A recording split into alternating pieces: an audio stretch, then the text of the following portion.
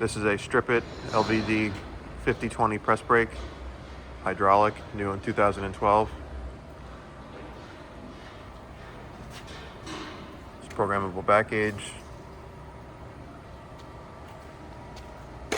Currently wired 220 volts.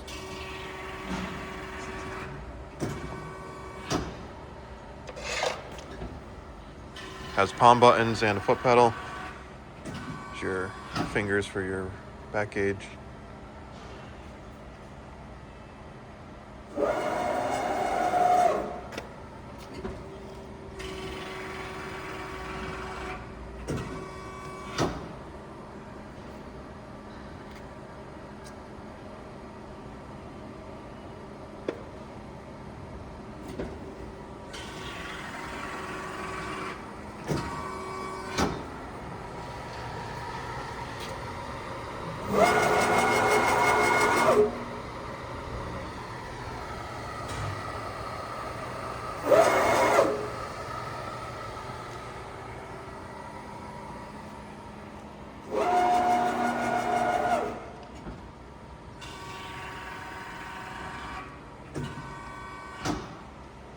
Thanks for watching.